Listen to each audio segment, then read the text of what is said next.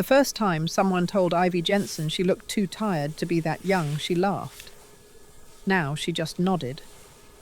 At 28, Ivy had already aged beyond her years. Working double shifts at the Red Line Medical Center, first as a receptionist, then as part-time housekeeping to keep her health insurance, left her hollow-eyed and hunched. Her sneakers squeaked across the waxed linoleum floors long after the last visitor left, and she had memorized the sound of the 2:16 a.m. vending machine dropping cheap candy like it was a lullaby. But tonight, she was not alone. Mum whispered Jace, her 4-year-old, tugging at the sleeve of her scrub top. "I am cold." Ivy crouched beside him, smoothing his hair with one hand and adjusting the tiny hoodie on his shoulders. They were tucked inside the staff laundry closet, wedged between carts of bleach-washed sheets and detergent buckets. Her supervisor thought she had left hours ago. She had not. She was mopping corridors until the overnight crew came in. Jace had a low fever and nowhere to go. His daycare had called earlier. Fever congestion. Not COVID, but definitely contagious. Ivy could not afford another day off. Not after last month's pink notice on the gas bill and the prescription she skipped for her own migraines. She did not call in sick. She brought her son, tucked him into the old chair behind the laundry bins, and prayed the night would pass quietly. The mop swished faintly as she moved through the east wing.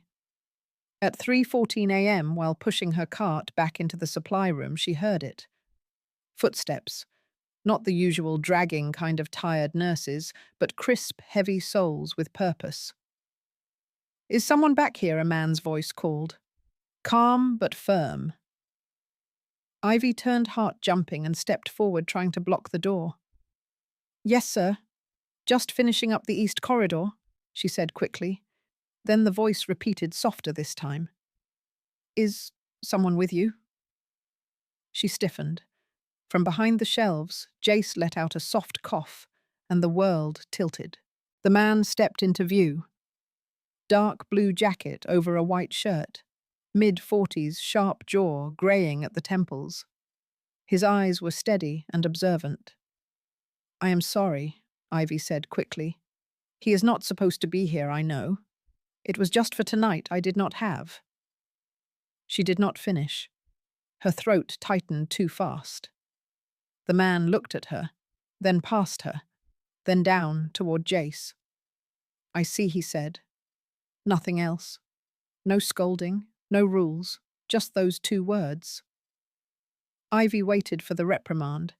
Instead, he asked, "How long has he been sick?" She blinked. "A day. Fever is low. He took Tylenol." "Where are you parked?" "I took the bus." She answered, eyes dropping. He nodded slowly. Then, without another word, he pulled off his jacket and handed it to her. "Get him home warm. Come back tomorrow. My assistant will call you."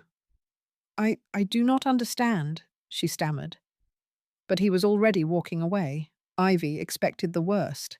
When the call came the next morning, she was sitting on the floor of her apartment, sorting laundry and trying not to cry in front of Jace. The heater was still broken and their breath showed in the air.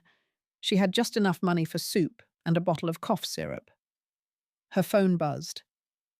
"Hello, this is Ivy." "Hi, Miss Jensen. This is Marla from Red Line Administration." Ivy stood up fast, heart pounding. She expected the words, termination policy breach, possible legal violation. But instead, Marla said, "Mr. Carson would like to speak with you. He asked if you could come in around 4:30 today." "Mr. Carson," Ivy echoed. "Yes, he is the director of facilities." Ivy had heard his name before, always spoken with respect. Carson, the man who ran the back end of the hospital. Maintenance supplies, security cleaning. Every shift schedule passed through his office, but he rarely appeared in person. "I can be there," she said quickly, clutching the phone tight. She borrowed a coat from her neighbour, Miss Nellie, and dressed Jace in 3 layers of clothes. They walked to the bus stop, hands tucked into the same pocket. Ivy tried to rehearse her apology in her head. She would say, "I understand I broke the rule. I was desperate. I will not ask you to bend the policy. I just need a second chance." The receptionist greeted her with a polite nod and waved her upstairs. She climbed the stairs, slow heart thudding, and knocked lightly on the glass office door. "Come in," said a voice. Inside, the room was warm, quiet. There was a window facing the west side of the hospital and a wall of filing cabinets. A man stood at the desk, sorting through papers. Ivy recognized him from the night before. "Mr. Carson." He looked up and gave a small nod. "Ivy Jensen, right. Sit, please." She sat. Jace curled beside her, drawing on the corner of a flyer with a pen he found on the floor. Mr. Carson studied her for a long moment. "I want to begin by saying I am not here to scold you." She blinked. "You should have been sent home," he added firmly. "There should have been more support." Ivy bit the inside of her cheek, fighting the urge to explain herself. "Do you know why I did not report you last night?" She shook her head. "Because he said slowly once when I was 9, my mother brought me to her job without permission. She was a janitor at an office park, and she used to hide me in the supply closet when I was sick." Ivy stared. "No one ever helped her," Carson continued. "Not once. And I always thought if I ever saw someone like her again, I would try to do better." Silence stretched between them.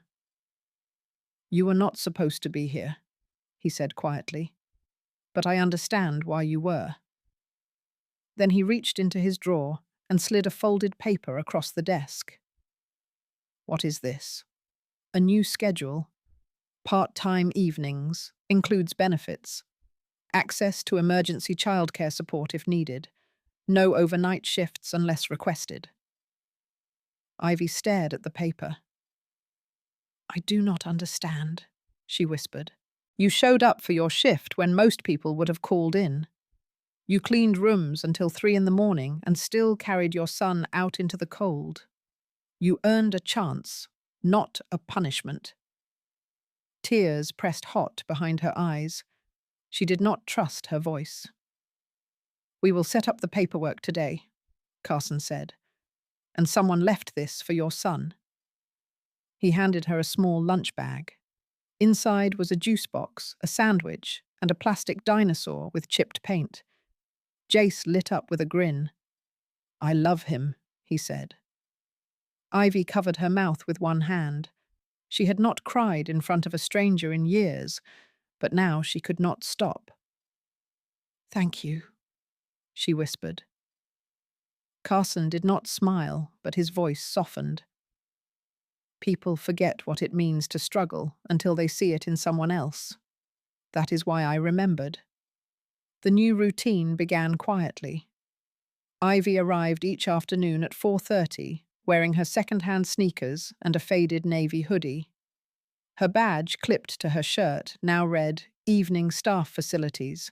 Jace came with her every shift, at first curling up on the cot in the employee lounge, a converted break room with mismatched chairs and a blinking TV. She would set him up with a juice box and crayons and whisper, "You stay right here. I will be close." Then she would get to work. Her tasks were simple. Strip linens, wipe down exam room tables, mop floors, refill dispensers. Clean things no one wanted to touch, but everyone needed. Sometimes she passed by nurses who nodded. Other times she worked entire hours without hearing a voice at all. But she liked it. The quiet. The rhythm. The order. Jace stopped coughing by the end of the first week. He started sketching superheroes again. Crayon capes and tiny caped mothers with curly hair. Sometimes Ivy caught him humming softly, nose wrinkled in concentration. One evening she returned to the lounge to find a blanket folded neatly over Jace and a fresh apple beside him. He did not know who left it. She did not ask. Another night, There was a small pack of markers, a peanut butter granola bar, a note that read, "For our smallest superhero," written in block letters with no name. Ivy began to feel something she had not felt in months. Hope. She worked harder than ever, restocking bins, polishing handles, checking vents without being asked. Every surface she touched was left spotless, every corner swept. Mr. Carson did not hover, but she saw him sometimes late at night, checking his clipboard and leaving quietly before dawn. Once she passed him near the stairwell. He nodded but said nothing. She did too. It was unspoken but understood. She was not invisible anymore. One Thursday night she found an envelope inside her locker, her name written on the front in careful print. Inside was a single note. "You are doing more than enough." She read it 3 times before folding it and placing it in her wallet. She would carry it for years. The storm came in fast. By 7:15, the rain was already pounding the hospital roof like fists of water. The sky outside was the color of old bruises, purple-black, swollen with thunder. Ivy had just finished sanitizing the pediatric waiting room when her phone buzzed. "Power outage in our building," read a message from her neighbor, Miss Nellie. "I brought Jace to my place with candles. All safe. Stay dry, honey." Ivy exhaled with relief. Jace was warm and safe. She stayed another hour, helping the night staff move equipment away from a leaking window. Then she clocked out at 9:27 and stepped out the back entrance with her hoodie pulled tight over her head. She did not expect anyone to be there. But just beyond the loading dock, a man stood holding an umbrella. Mr. Carson. Without a word, he stepped forward and raised the umbrella over her head. "You do not have to," he began, but she was already shaking her head. "I am okay, really." He hesitated, then lowered the umbrella slightly so they both stood under it, shoulder to shoulder. They walked in silence through the rain down the narrow path toward the bus stop. The sound of water filled the air. Streetlights flickered like tired eyes overhead. Halfway down the sidewalk, Ivy paused. "Can I ask something?" "Of course. Why did you help me?" she asked, her voice quiet. "I mean, really." Carson was quiet for a long time. The rain hit the umbrella like soft drum beats. "When I was younger," he said, "my mother worked nights. She used to walk home soaking wet, too proud to ask anyone for a ride. I remember watching her hang her coat to dry and wring out her socks by hand." His voice was steady, but something in it cracked at the edges. "I never helped her. I was just a kid. I thought it was normal. Now I wish someone had helped her the way I should have." Ivy did not answer right away. Then softly she said, "You did help her. In your own way.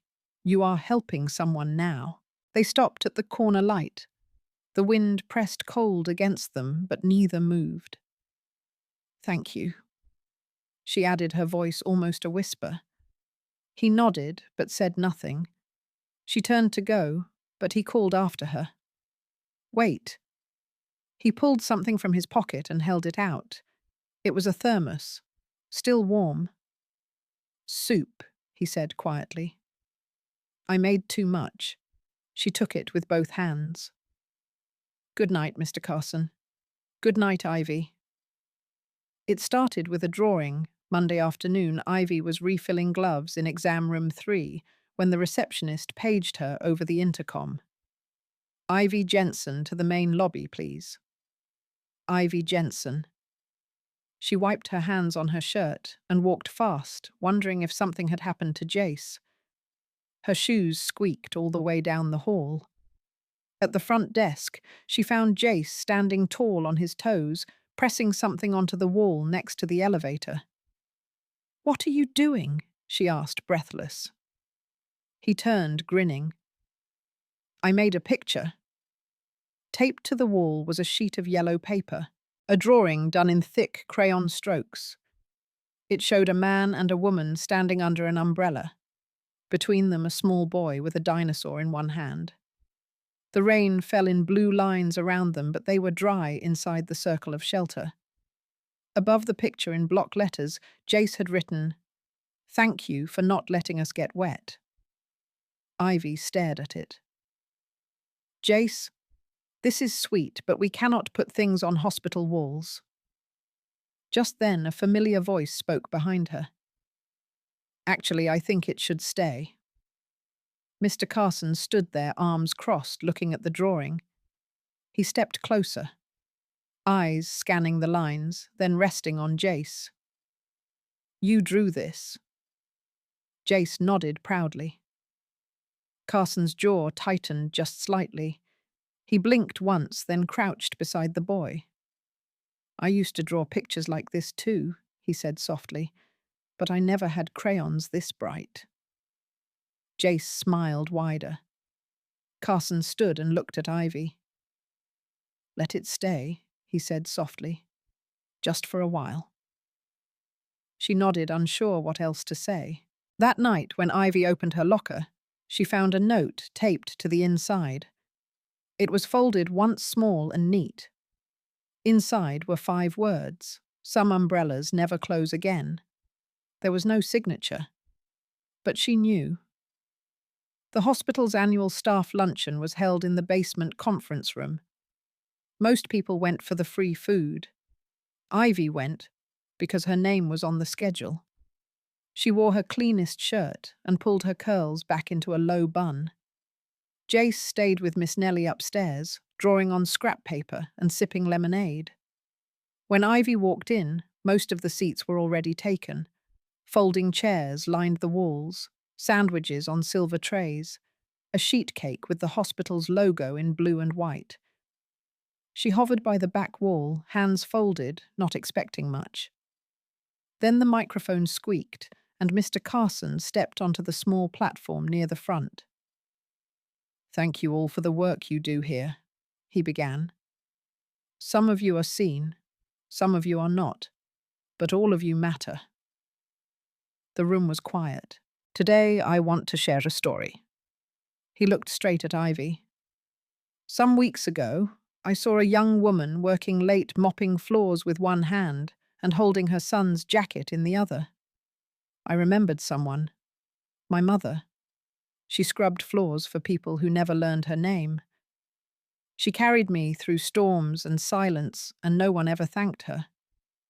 His voice paused like it was catching up to memory. "I was too young then. I could not help her. But I can help someone now." He turned fully toward Ivy. "Ivy Jensen. You remind me of her. In the best ways." There was a beat of stunned stillness. Then, "It is my honor to announce your promotion to lead environmental supervisor effective next month." Ivy's breath caught. Gasps turned into applause. "And one more thing," Mr. Carson added, his voice a little louder. "Redline Medical will cover full childcare assistance and an education fund for your son Jace, effective immediately." The applause grew louder. Some staff wiped away tears. Ivy stood frozen hands, trembling. She was not crying for the title, not even for the childcare. She was crying because someone had seen her, really seen her. When it ended, Carson stepped down and walked straight to her. He did not say anything right away, just looked at her with eyes that remembered. She nodded softly, unable to speak, and he smiled. It was a Friday evening when Ivy found the raincoat. She had stayed late helping a new hire close down the lab wing.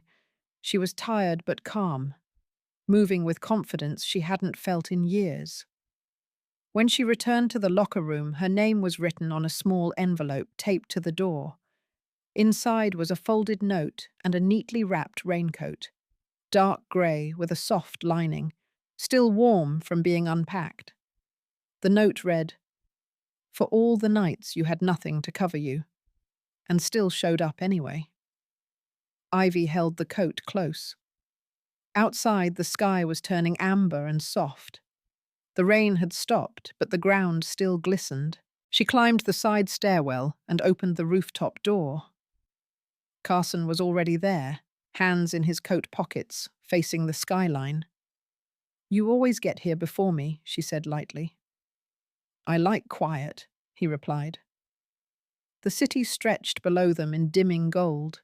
The rooftops glowed like fading lanterns. He turned slowly and pulled something from his coat pocket.